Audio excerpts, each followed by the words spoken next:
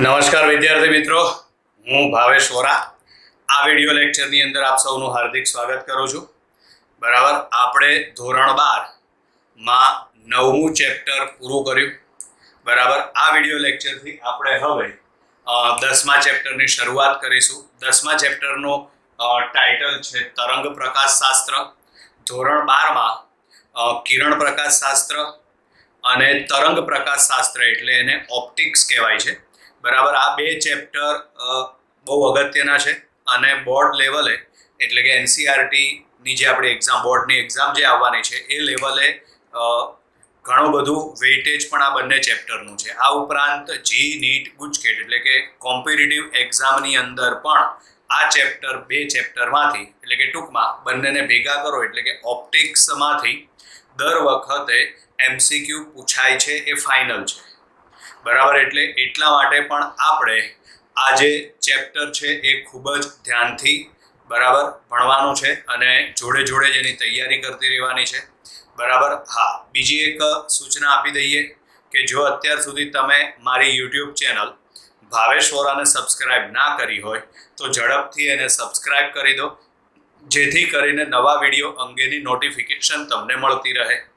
બરાબર છે, તો ચલો વિદ્યાર્થી મિત્રો, આપણે આ લેક્ચરથી શરૂ કરીએ.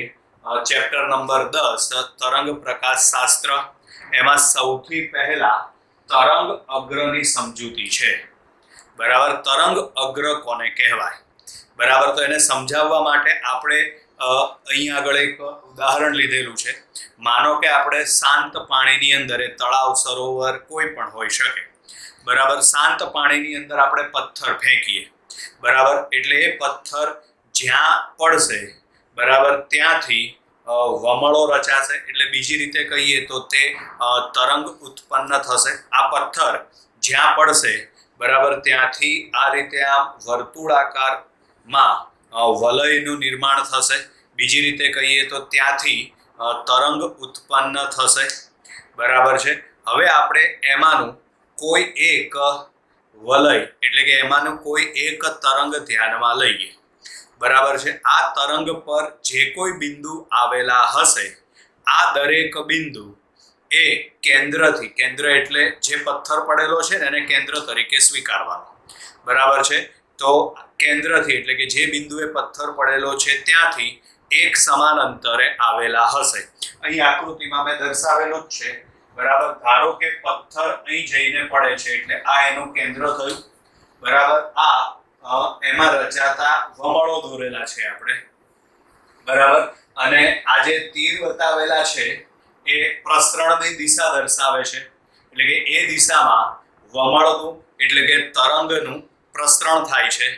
બરાબર, એમાં ધારો કે આપણે અંદરનું આ વલય ધ્યાનમાં લઈએ, અંદરનું આ વલય ધ્યાનમાં આપણે લઈએ તો આ વલય પરનું જે દરેક બિંદુ હશે એ દરેક બિંદુ કેન્દ્રથી એટલે કે જે બિંદુએ પથ્થર પડ્યો છે ત્યાંથી એક સમાન અંતરે આવેલ હશે. બરાબર, આ અંદરનું જે વલય છે એની માટે આપણે ગણતરી કરીએ તો આ વલય પરનું દરેક બિંદુ કેન્દ્રથી એક સમાન અંતરે આવેલ હશે. એવી જ રીતે માનો કે આપણે એને બહારનું વલય આપણે ધ્યાનમાં લઈએ. બરાબર છે, તો એ બહારના વલય માટે પણ આ જ પરિસ્થિતિ થશે. બરાબર, એટલે કોઈ એક વલય આપણે ધ્યાનમાં લઈએ. બરાબર છે, તો એનું દરેક બિંદુ કેન્દ્રથી એક સરખા અંતરે આવેલ હશે. પરિણામે એવું કહી શકાય કે એ દરેક બિંદુની કળા એક સમાન હશે. બરાબર, આ અંદરનું વલય છે એની ઉપર જેટલા પણ બિંદુઓ આવેલા હશે એ દરેક બિંદુઓની કળા એક સમાન હશે. તેમાંથી પસાર થતું એક કાલ્પનિક પૃષ્ઠ વિચારી શકાય. તેમાંથી પસાર થતું એક કાલ્પનિક પૃષ્ઠ વિચારી શકાય. શેમાંથી? સમાન કળામાં રહેલા બિંદુઓમાંથી પસાર થતું એક કાલ્પનિક પૃષ્ઠ વિચારી શકાય.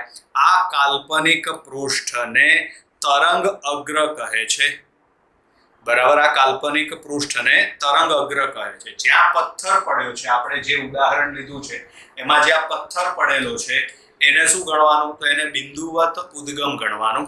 બરાબર, અથવા તો બીજી રીતે કહીએ તો આપણે બલ્બ છે પછી સૂર્ય છે, આ બધાને બિંદુવત ઉદ્ગમ લઈ શકાય. જો ઉદ્ગમ બિંદુવત હોય તો તરંગ અગ્રનો આકાર કેવો મળે? તો તરંગ અગ્રનો આકાર છે ને ગોળાકાર મળશે. બિંદુવત ઉદ્ગમ માટે તરંગ અગ્રનો આકાર ગોળાકાર હોય છે. બરાબર છે. પછી માનો કે આ તરંગ અગ્ર ખૂબ જ દૂર પહોંચી જાય. બરાબર છે. ખૂબ જ દૂર એટલે સૈદ્ધાંતિક રીતે અનંત અંતરે. બરાબર, ખૂબ જ દૂરના અંતરે પહોંચી જાય ત્યારે આ તરંગ અગ્રનો જો નાના ભાગનો અભ્યાસ કરવામાં આવે તો એ તરંગ અગ્ર આપણને સમતલ મળે છે. બરાબર, નજીક હોય ઉદ્ગમની નજીક તો તરંગ અગ્રનો આકાર ગોળાકાર મળશે, પણ ખૂબ જ દૂરના અંતર માટે આપણે આ જે તરંગ અગ્ર છે એના નાના ભાગનો અભ્યાસ કરીએ તો આપણને સમતલ મળે છે. એવી જ રીતે માનો કે કોઈ રેખીય પ્રકાશ ઉદ્ગમ હોય. રેખીય પ્રકાશ ઉદ્ગમ એટલે ઉદાહરણ તરીકે ટ્યુબલાઇટ. બરાબર છે. તો ટ્યુબલાઇટ માં સમજો ધ્યાનથી, આ ટ્યુબલાઇટ છે એવું વિચારી લઈએ. તો ત્યાંથી સમાન અંતરે આવેલા બિંદુઓ વિચારો. તો અહીંથી ઉપર આર અંતર લઈએ, નીચે પણ આર અંતર લઈએ, બધી જગ્યાએ. તો આર અંતર ધરાવતું એક કાલ્પનિક પૃષ્ઠ તમે વિચારો. એટલે આ કાલ્પનિક પૃષ્ઠ એટલે નળાકાર મળશે આપણને. આની આજુબાજુ આમ વિચારો. બરાબર, એટલે એનો મતલબ એમ થાય કે જો રેખીય પ્રકાશ ઉદ્ગમ હોય, રેખીય પ્રકાશ ઉદ્ગમ ઉદાહરણ તરીકે ટ્યુબલાઇટ, તો તેમાં તરંગ અગ્રનો આકાર નળાકાર મળે છે. ક્લિયર? એટલે આ આપણે તરંગ અગ્રની માહિતી જોઈ લીધી.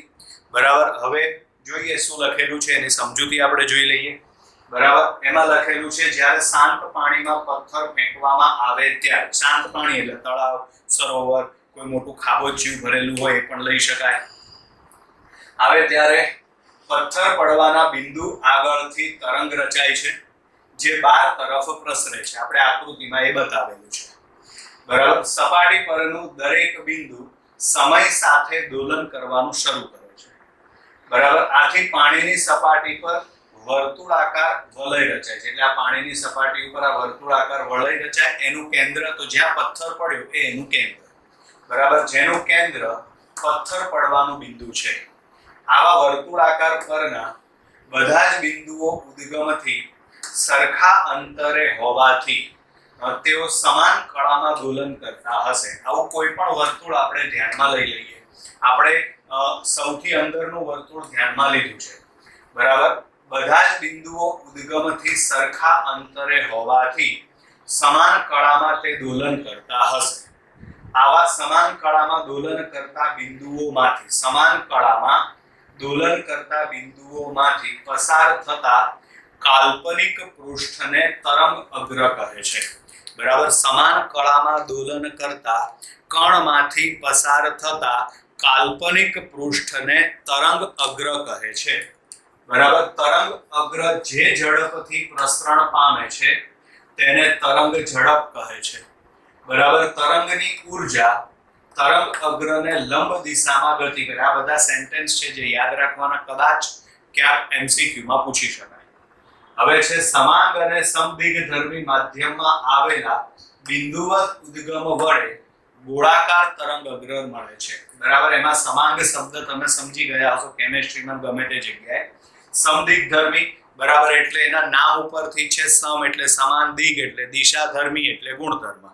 બરાબર, એવું માધ્યમ કે જેના ગુણધર્મ બધી દિશામાં એક સમાન હોય. એવું માધ્યમ કે જેના ગુણધર્મ બધી દિશામાં એક સમાન હોય. બરાબર, તો તેને સમદિગ્ધર્મી માધ્યમ કહે છે. એટલે સમાંગ અને સમદિગ્ધર્મી માધ્યમમાં આવેલા બિંદુવત ઉદ્ગમ વડે ગોળાકાર તરંગ અગ્ર મળે છે. બરાબર, ખૂબ જ દૂરના અંતરે ગોળાકાર તરંગ અગ્રના નાના ભાગને સમતલ ગણી શકાય છે, જેને સમતલ તરંગ અગ્ર કહે છે. આકૃતિમાં બતાવેલું છે. તેમજ રેખીય ઉદ્ગમ વડે રચાતા તરંગ અગ્રનો આકાર નળાકાર હોય છે. એટલે આપણે તરંગ અગ્રની માહિતી જોઈ લીધી. બરાબર છે. હવે આગળ બીજી થિયરી છે હાઇગેન્સનો સિદ્ધાંત. બરાબર, તો એમાં હાઇગેન્સનો સિદ્ધાંત આપણને શું આપશે? હાઇગેન્સના સિદ્ધાંત પરથી આપણે શું મેળવી શકીએ? તો હાઇગેન્સના સિદ્ધાંત પરથી આપણે સૂક્ષ્મ સમયના અંતે નવા તરંગ અગ્રનું સ્થાન અને સ્વરૂપ મેળવી શકાય છે. હાઇગેન્સના સિદ્ધાંત પરથી સૂક્ષ્મ સમયના અંતે નવા તરંગ અગ્રનું સ્થાન અને સ્વરૂપ મેળવી શકાય છે. આ યાદ રાખવાનું. બરાબર. હાઇગેન્સના સિદ્ધાંતનું વિધાન શું, એનું સેન્ટેન્સ શું છે? બરાબર. તો એમાં એવું આવશે, કોઈ તરંગ અગ્ર પરનું દરેક બિંદુ, કોઈ તરંગ અગ્ર પરનું દરેક બિંદુ સ્વયં સ્વતંત્ર એવા, સ્વયં એટલે આપમેળે, બરાબર, સ્વયં સ્વતંત્ર એટલે કોઈના ઉપર ડિપેન્ડ નથી, સ્વયં સ્વતંત્ર એવા ગૌણ ઉદ્ગમ તરીકે વર્તે છે. હવે દરેક બિંદુ ગૌણ ઉદ્ગમ તરીકે વર્તે તો આગળ સમજાવ્યું એ પ્રમાણે બિંદુવત ઉદ્ગમ હોય તો કેવા તરંગ અગ્રનું ઉત્સર્જન કરશે? તો કે ગોળાકાર. બરાબર છે. એટલે પોતાનામાંથી ગોળાકાર ગૌણ તરંગ અગ્રનું ઉત્સર્જન કરે છે. સૂક્ષ્મ સમયના અંતે તેમને પરિસ્પર્શતું કાલ્પનિક પૃષ્ઠ એ નવા તરંગ અગ્રનું સ્થાન અને સ્વરૂપ દર્શાવે છે. આ હાઇગેન્સનો સિદ્ધાંત છે. બરાબર. એનું વિધાન આ પ્રમાણે છે, કોઈ તરંગ અગ્ર પરનું દરેક બિંદુ સ્વયં સ્વતંત્ર એવા ગૌણ ઉદ્ગમ તરીકે વર્તે છે અને પોતાનામાંથી ગોળાકાર ગૌણ તરંગ અગ્રનું ઉત્સર્જન કરે છે. સૂક્ષ્મ સમયના અંતે તેમને પરિસ્પર્શતું કાલ્પનિક પૃષ્ઠ નવા તરંગ અગ્રનું સ્થાન અને સ્વરૂપ દર્શાવે છે. આ હાઇગેન્સના સિદ્ધાંતનું વિધાન છે. બરાબર. શું છે વિધાન? ફરીથી, કોઈ તરંગ અગ્ર પરનું દરેક બિંદુ સ્વયં સ્વતંત્ર એવા ગૌણ ઉદ્ગમ તરીકે વર્તે છે અને પોતાનામાંથી ગોળાકાર ગૌણ તરંગ અગ્રનું ઉત્સર્જન કરે છે. સૂક્ષ્મ સમયના અંતે તેમને પરિસ્પર્શતું કાલ્પનિક પૃષ્ઠ એ નવા તરંગ અગ્રનું સ્થાન અને સ્વરૂપ દર્શાવે છે. વિધાન થોડું મોટું છે એટલે ધ્યાનથી તૈયાર કરજો. બરાબર. કોઈ તરંગ અગ્ર પરનું દરેક બિંદુ સ્વયં સ્વતંત્ર એવા ગૌણ ઉદ્ગમ તરીકે વર્તે છે અને પોતાનામાંથી ગોળાકાર ગૌણ તરંગ અગ્રનું ઉત્સર્જન કરે છે. સૂક્ષ્મ સમયના અંતે તેમને પરિસ્પર્શતું કાલ્પનિક પૃષ્ઠ નવા તરંગ અગ્રનું સ્થાન અને સ્વરૂપ દર્શાવે છે. ક્લિયર? આ હાઇગેન્સનો સિદ્ધાંત છે. હવે હાઇગેન્સના સિદ્ધાંતની સમજૂતી. બરાબર. આ સમજૂતી માટે, બરાબર, આકૃતિમાં આ જે પરિસ્થિતિ બતાવેલી છે એ t બરાબર 0 સમયની પરિસ્થિતિ છે. આ તરંગ અગ્ર આપણે લીધેલું છે f1 f2. તરંગ અગ્રનો પુસ્તકના પાના સાથેનો આડછેદ f1 f2 દર્શાવેલો છે. બરાબર. આ t બરાબર 0 સમયની પરિસ્થિતિ છે. બરાબર. એટલે આકૃતિમાં કોઈ તરંગ અગ્રનો પુસ્તકના પાના સાથેનો આડછેદ f1 f2 દર્શાવેલો છે. બરાબર. આ તરંગ જે માધ્યમમાં પ્રસરણ પામે, કોઈ પણ માધ્યમ હોઈ શકે, આ તરંગ અગ્ર જે માધ્યમમાં પ્રસરણ પામે છે તે માધ્યમમાં તેનો વેગ v છે. બરાબર છે. આજે આપણે પરિસ્થિતિ બતાવેલી છે. બરાબર. f1 f2 તરંગ અગ્રનો પુસ્તકના પાના સાથેનો આડછેદ, આ t બરાબર 0 સમયે પરિસ્થિતિ છે. આ તરંગ અગ્ર જે માધ્યમમાં પ્રસરણ પામે છે તેમાં તેનો વેગ v છે. આપણે સૂક્ષ્મ સમય ટાઉ લઈ લઈએ. t બરાબર ટાઉ સમયે નવા તરંગ અગ્રનું સ્થાન અને સ્વરૂપ મેળવવાનું છે. t બરાબર ટાઉ સમયે નવા તરંગ અગ્રનું સ્થાન અને સ્વરૂપ મેળવવાનું છે. તો એના માટે શું કરવાનું? તો એના માટે આ જે તરંગ અગ્ર છે f1 f2 એના પરનું દરેક બિંદુ, બરાબર, એના ઉપરનું દરેક બિંદુ એને કેન્દ્ર તરીકે લઈ v * ટાઉ જેટલી ત્રિજ્યા ધરાવતા ગોળા દોરી દેવાના. ગોળા એટલે ગોળાકાર તરંગ અગ્ર. બરાબર. કારણ કે કપાતું અંતર એટલું જ આવે ને. અહીં સમજો, વેગ બરાબર અંતર ભાગ્યા સમય થાય તો અહીં આગળ વેગ v આવશે. બરાબર અંતર અને સમય આવશે ટાઉ.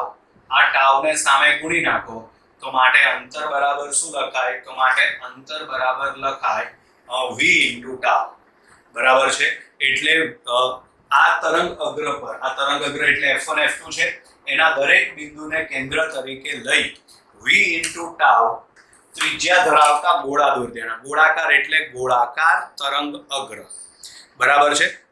આપણે આખા ગોળા નથી બતાવ્યા, પણ આ નાની ચાપ આકૃતિમાં બતાવેલી છે ગોળાની. હવે એને પરિસ્પર્શતું કાલ્પનિક પૃષ્ઠ દોરી દેવામાં આવે. આ કાલ્પનિક પૃષ્ઠ એટલે બહારની બાજુએ છે G1 G2, જ્યારે અંદરની બાજુએ છે D1 D2. તો આ G1 G2 અને D1 D2 બંને t બરાબર ટાઉ સમયે નવા તરંગ અગ્રનું સ્થાન અને સ્વરૂપ દર્શાવે છે. બરાબર. કોણ કોણ આવશે આમાં? G1 G2 અને D1 D2 એ t બરાબર ટાઉ સમયે નવા તરંગ અગ્રનું સ્થાન અને સ્વરૂપ દર્શાવે છે. બરાબર. ફરીથી સમજી લો. હાઇગેન્સના સિદ્ધાંત પરથી નવા તરંગ અગ્રનું સ્થાન અને સ્વરૂપ મેળવી શકાય છે. આકૃતિમાં t બરાબર 0 સમયે કોઈ તરંગ અગ્રનો પુસ્તકના પાના સાથેનો આડછેદ અહીં આગળ લખી નાખીએ આપણે f1 f2 દર્શાવેલ છે. બરાબર. આ તરંગનો આપેલા માધ્યમમાં વેગ v છે. આપણે t બરાબર ટાઉ સમયે નવા તરંગ અગ્રનું સ્થાન મેળવવું છે. t બરાબર ટાઉ સમયે નવા તરંગ અગ્રનું સ્થાન મેળવવું છે. તો શું કરવાનું એના માટે? તો t બરાબર ટાઉ સમયમાં કપાતું અંતર કેટલું આવશે? v * tau. કપાતું અંતર કેટલું આવશે? v * tau. પરિણામે તરંગ અગ્ર f1 f2 પરના બિંદુઓને કેન્દ્ર તરીકે લઈ v ટાઉ ત્રિજ્યાના ગોળા દોરવામાં આવે છે. ગોળા એટલે શું થશે? ગોળાકાર તરંગ અગ્ર. ગોળા દોરવામાં આવે છે. આ ગોળાને પરિસ્પર્શતું કાલ્પનિક પૃષ્ઠ દોરવામાં આવે છે, જે આકૃતિમાં G1 G2 અને D1 D2 વડે દર્શાવવામાં આવેલ છે, જે t બરાબર ટાઉ સમયે નવા તરંગ અગ્રનું સ્થાન અને સ્વરૂપ દર્શાવે છે. જે t બરાબર ટાઉ સમયે નવા તરંગ અગ્રનું સ્થાન અને સ્વરૂપ દર્શાવે છે. બરાબર. આની અંદર આપણે આ ગોળાકાર તરંગ અગ્ર લીધેલું છે. ચોપડીમાં બીજી એક આકૃતિ આપેલી છે જેમાં સમતલ તરંગ અગ્ર લીધેલું છે. ગોળાકાર તરંગ અગ્ર ઉપરથી પણ આ જ લખાણ આવે અને સમતલ તરંગ અગ્ર માટે પણ લખાણ તો આનું આ જ આવશે. એટલે જો પરીક્ષાની અંદર પ્રશ્ન પૂછાય અને ચોખવટ પાડેલી હોય કે ગોળાકાર તરંગ અગ્ર લો કે સમતલ તરંગ અગ્ર લો, બરાબર છે, તો એ પ્રમાણે તમારે લખાણ લખવાનું થશે. બરાબર. લખાણ સેમ આવશે? ખાલી આકૃતિમાં ફેરફાર આવશે. બરાબર. મેં બોર્ડ ઉપર લખાણ એવી જ રીતે લખેલું છે કે જેથી તમને પરીક્ષામાં કોઈ પણ રીતે પૂછાય તો લખવામાં તકલીફ ના પડે. બરાબર છે. હા, ખાલી એવું પૂછાય કે હાઇગેન્સનો સિદ્ધાંતની સમજૂતી આપો તો તમે આ રીતે લખી શકો. પણ એવું કીધું કે ગોળાકાર તરંગ અગ્ર પરથી હાઇગેન્સનો સિદ્ધાંત સમજાવો, તો તમારે ફરજિયાત આ ગોળાકાર તરંગ અગ્ર અને લખાણ લખવું પડે. બરાબર. એના બદલે એવું કીધું હોય કે સમતલ તરંગ અગ્ર પરથી હાઇગેન્સનો સિદ્ધાંત સમજાવો, તો આ આકૃતિ નહીં દોરવાની, પણ એના બદલે આ સમતલ તરંગ અગ્રની આકૃતિ દોરવાની. બાકી લખાણ તો આનું આ જ આવશે. ક્લિયર થઈ ગયું? ચલો, હવે આગળ છે એની મર્યાદા. બરાબર છે. આ જે હાઇગેન્સનો સિદ્ધાંત છે ને, એની એક લિમિટેશન છે. શું લિમિટેશન છે સમજો. આકૃતિ ધ્યાનથી જુઓ ને તો ખબર પડી જાય. બરાબર છે. આનો મતલબ એમ થાય કે માનો કે આ બિંદુ એ ઉદ્ગમ તરીકે વર્તે, તો આ બિંદુથી અહીંથી આગળની તરફ અને અહીંથી પાછળની તરફ બંને તરફ તરંગનું પ્રસરણ થાય છે. આ બિંદુથી આગળની તરફ અને આ બિંદુથી પાછળની તરફ, એટલે કે બંને બાજુએ તરંગનું પ્રસરણ થાય છે. બરાબર. આ વસ્તુ શક્ય નથી. હવે એને થોડું ડીપમાં સમજીએ આપણે. આ શું કહેવા માંગે છે? બરાબર. ધારો કે અહીં આગળ આ સૂર્ય છે, આ સૂર્યમાંથી નીકળતું કિરણ છે.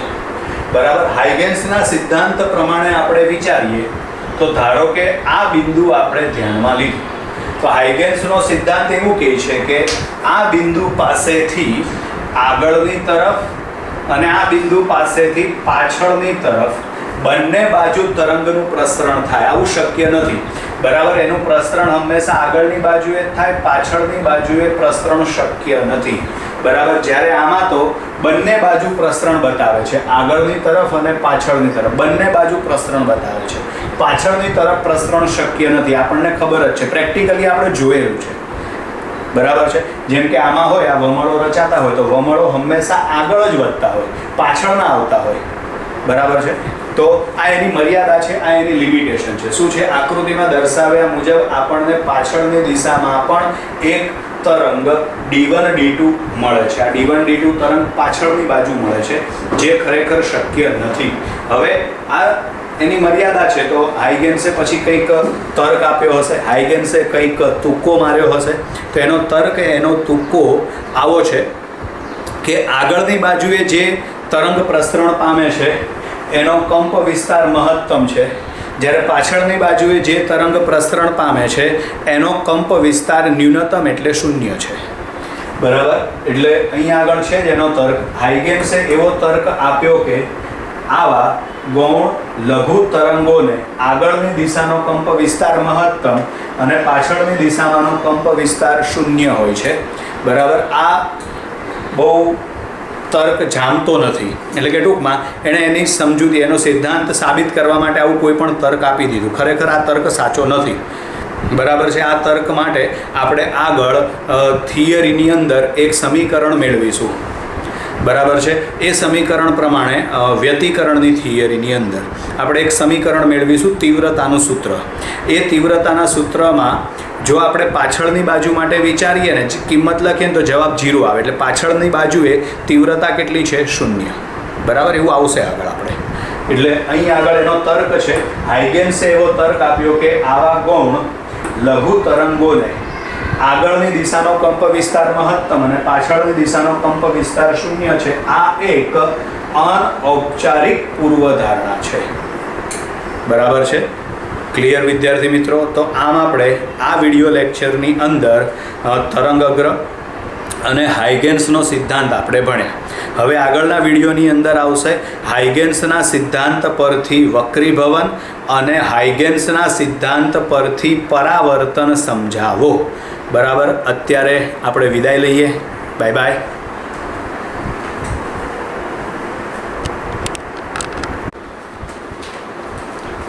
નમસ્કાર વિદ્યાર્થી મિત્રો, હું ભાવેશ વોરા.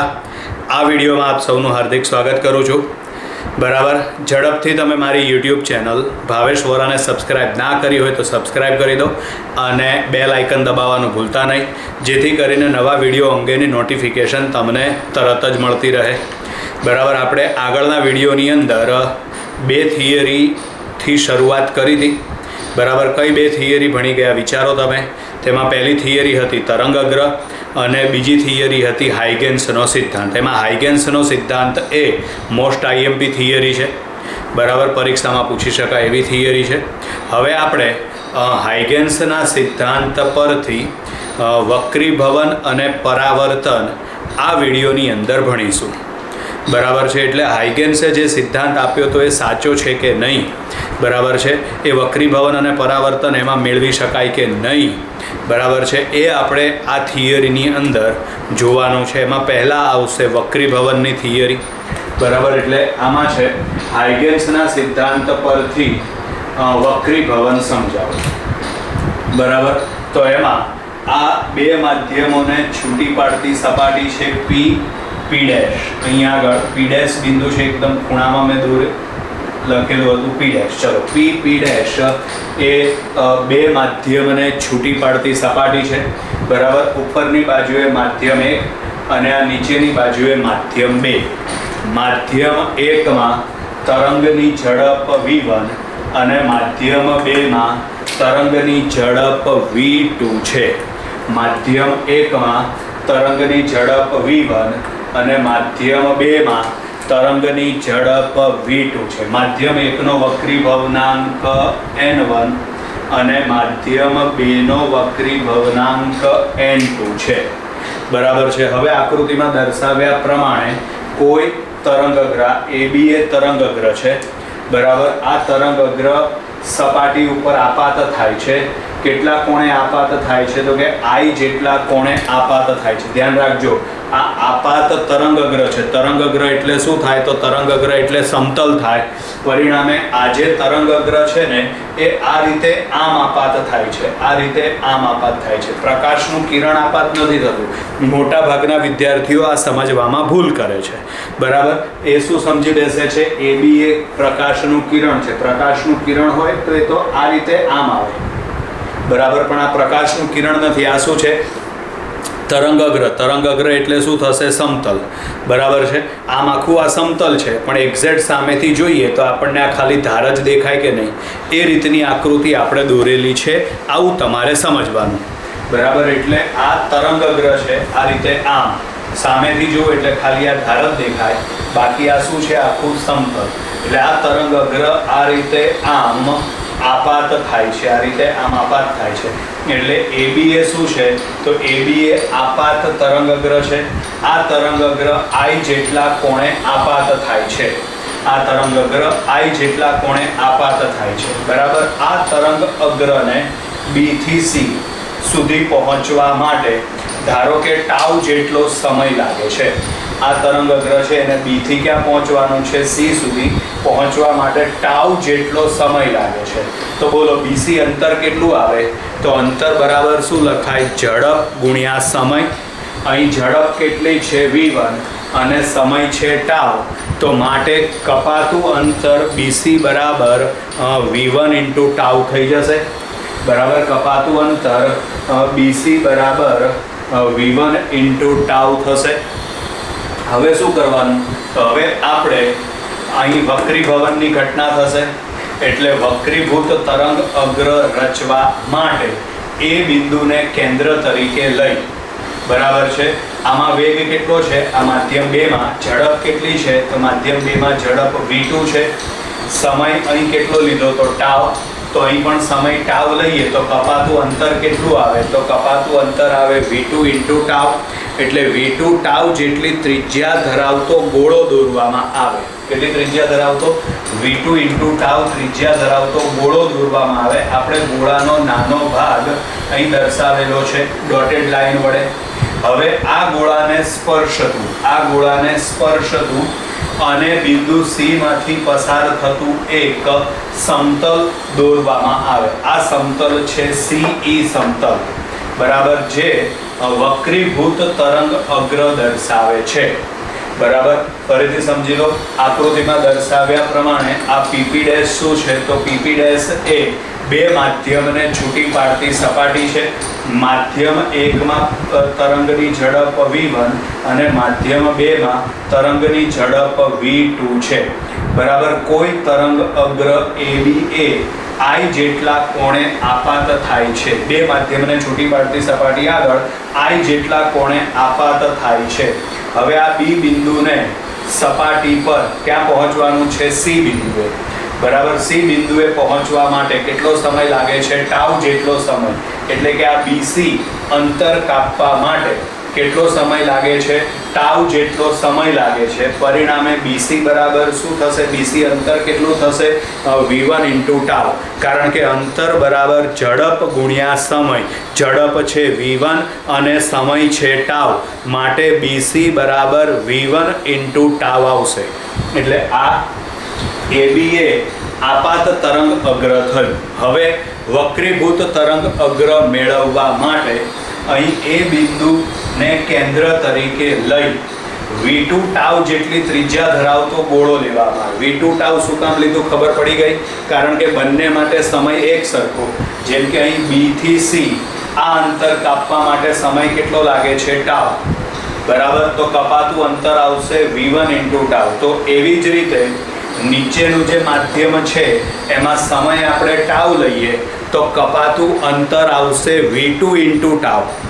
અંતર બરાબર ઝડપ ગુણ્યા સમય. ઝડપ બીજા માધ્યમમાં v2 અને સમય છે ટાઉ માટે કપાતું અંતર આવશે v2 ઇન્ટુ ટાઉ.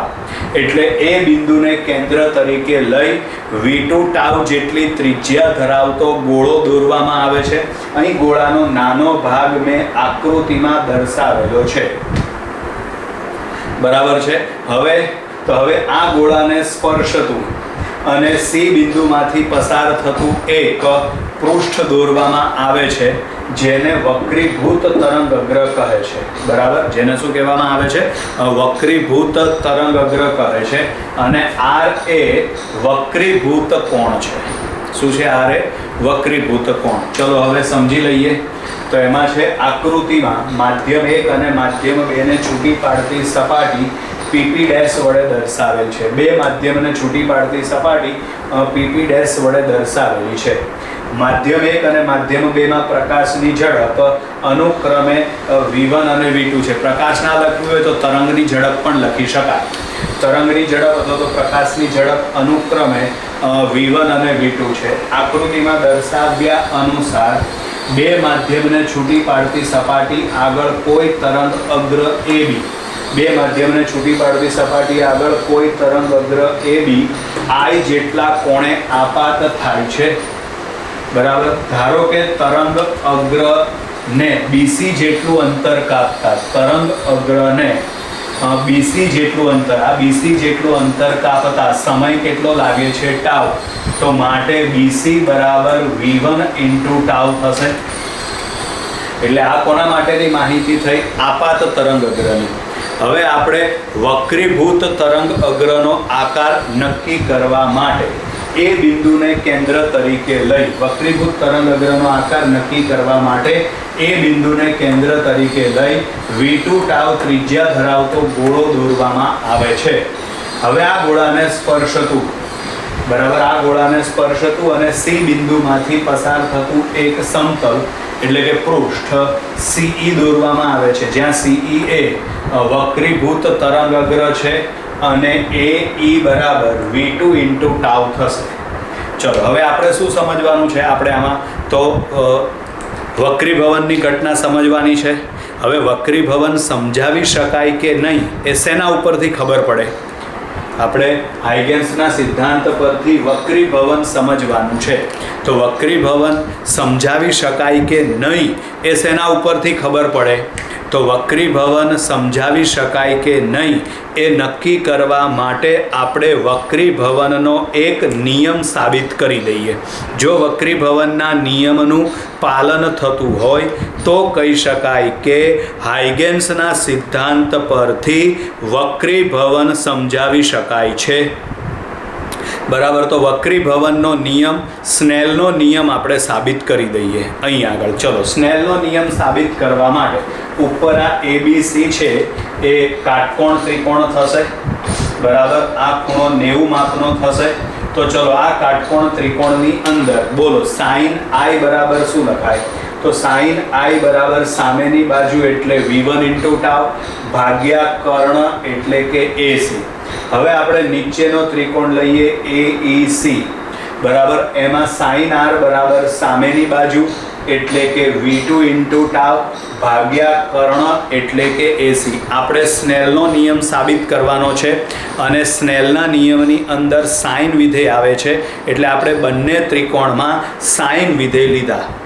બરાબર. એટલે અહીં આગળ છે CE વક્રીભૂત તરંગ અગ્ર. બરાબર. ત્રિકોણ ABC પરથી સાઇન I બરાબર v1 into tau upon AC સમીકરણ 1 અને નીચેનો ત્રિકોણ એટલે AEC પરથી સાઇન R બરાબર v2 into tau upon AC સમીકરણ નંબર 2.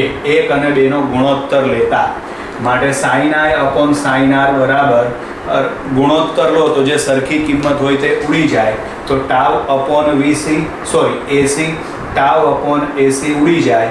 v1 અપોન v2 બાકી વધે સમીકરણ નંબર 3. બરાબર. ચલો હવે માધ્યમ 1 નો વક્રીભવનાંક n1. તો વક્રીભવનાંકનું સૂત્ર n1 બરાબર c અપોન v1. એવી જ રીતે માધ્યમ 2 નો વક્રીભવનાંક n2 બરાબર c અપોન v2. બરાબર. હવે આ બંનેનો ગુણોત્તર લઈ લો. તો ચલો બંનેનો ગુણોત્તર લો એટલે આપણને v1/v2 બરાબર n2/n1 મળશે, કારણ કે વ્યસ્ત પ્રમાણ છે, બરાબર. ગુણોત્તર લો તો c ઉડી જાય, n1 અને v1 વ્યસ્ત પ્રમાણ છે, માટે v1/v2 બરાબર n2/n1 મળે. આ કિંમત છે ને એ તમે સમીકરણ નંબર 3 માં મૂકી દો, એટલે અહીં લખેલું છે સમીકરણ નંબર 3 પરથી sin i/sin r બરાબર v1/v2 એના બરાબર શું લખાશે n1/n2. આને ભૂલી જાઓ હવે વચ્ચેના પદને અને ચોકડી ગુણાકાર કરી નાખો, માટે n1 sin i બરાબર n2 sin r, એટલે કે સ્નેલનો નિયમ આપણે સાબિત કરી દીધો. સ્નેલનો નિયમ સાબિત થઈ જાય એટલે કે વક્રીભવનના નિયમનું પાલન થાય છે. વક્રીભવનના નિયમનું પાલન થતું હોય તો આપણે હાઇગેન્સના સિદ્ધાંત પરથી વક્રીભવન સમજાવી શકીએ છીએ, બરાબર. એટલે અહીં લખેલું છે આમ હાઇગેન્સના સિદ્ધાંત અનુસાર વક્રીભવન સમજાવી શકાય છે. ક્લિયર? હવે એવી જ રીતે હાઇગેન્સના સિદ્ધાંત પરથી પરાવર્તન સમજાવો. આપણે પરાવર્તન હવે સમજવાનું છે. તો એમાં સમજો, આકૃતિમાં દર્શાવ્યા અનુસાર આ mn એ પરાવર્તક સપાટી છે. mn એ પરાવર્તક સપાટી છે.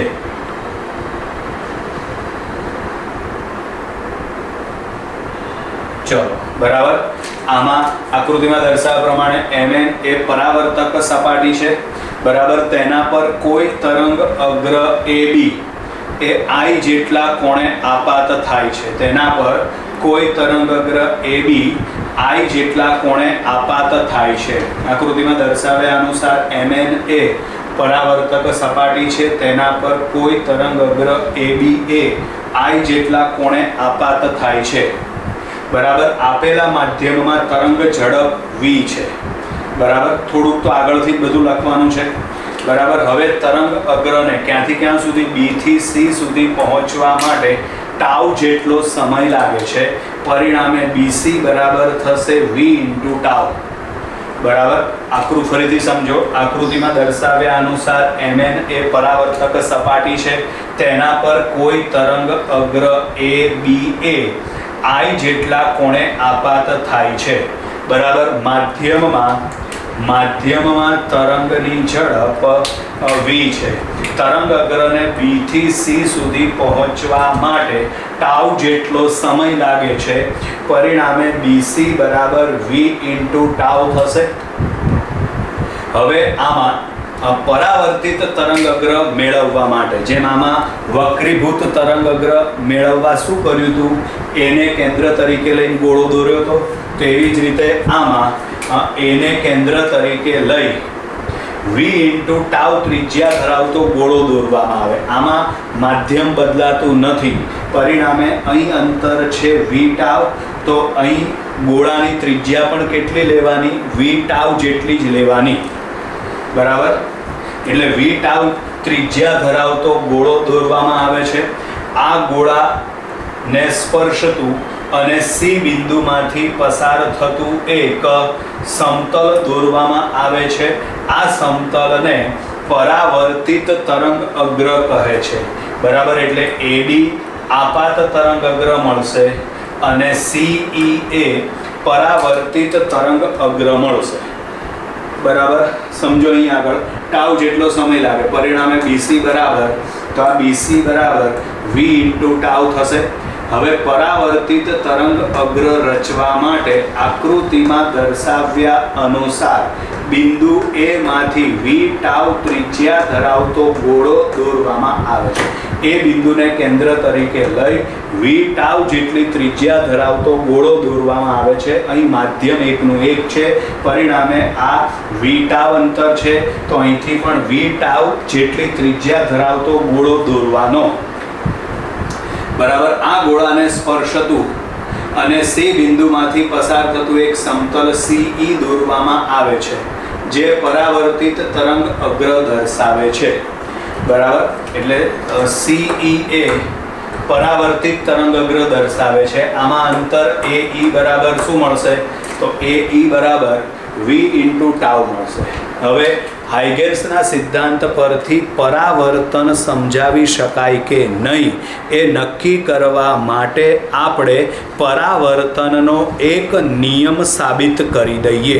પરાવર્તનનો નિયમ સાબિત કરવા માટે અહીં બે ત્રિકોણ એટલે કે એ બી સી અને બીજું ત્રિકોણ છે એ ઈ સી, બરાબર. એની અંદર આપણે બધી સરખામણી કરીએ, બરાબર. એટલે અહીંયા આગળ ત્રિકોણ એબીસી અને ત્રિકોણ એઈસી પરથી ચલો પહેલા ત્રિકોણ એબીસી જેમાં ખૂણો બી 90 છે, તો ત્રિકોણ એઈસી માં ખૂણો ઈ 90 છે, એટલે અહીં લખ્યું માપ ખૂણો બી બરાબર 90, માપ ખૂણો ઈ બરાબર 90. હવે ત્રિકોણ એબીસી માં આ બીસી બરાબર વી ટાઉ છે, જ્યારે ત્રિકોણ એઈસી માં એઈ બરાબર વી ટાઉ છે, એટલે અહીં બીસી બરાબર વી ટાઉ અને એઈ બરાબર વી ટાઉ. આ બંને ત્રિકોણની અંદર એસી બાજુ કોમન છે, એસી બાજુ બંનેમાં આવે છે, એટલે એસી બાજુ બંનેમાં સામાન્ય છે. એટલે હવે આપણે જોઈએ તો સંગતતા પ્રમાણે આ બંને ત્રિકોણ એ સમરૂપ ત્રિકોણ છે, અને સમરૂપ ત્રિકોણ હોય તો લખી શકીએ I બરાબર R. I બરાબર R એટલે કે આપાત કોણ બરાબર પરાવર્તન કોણ, અને આપાત કોણ બરાબર પરાવર્તન કોણ એટલે આ પરાવર્તનનો નિયમ છે, અને પરાવર્તનનો નિયમ એટલે હાઇગેન્સના સિદ્ધાંત પરથી આપણે પરાવર્તનની ઘટના સમજાવી શકીએ છીએ. I બરાબર R આપાત કોણ બરાબર પરાવર્તન કોણ આપણે સાબિત કરી દીધું. એટલે કે આમ હાઇગેન્સના સિદ્ધાંત પરથી આપણે પરાવર્તનની ઘટના સમજાવી શકીએ છીએ. ક્લિયર વિદ્યાર્થી મિત્રો? તો આમ અહીં આગળ હાઇગેન્સના સિદ્ધાંત પરથી વક્રીભવન અને હાઇગેન્સના સિદ્ધાંત પરથી પરાવર્તનની થિયરી પૂરી થઈ. હવે આગળની થિયરી આગળના વિડીયોની અંદર આવશે. અત્યારે બાય બાય.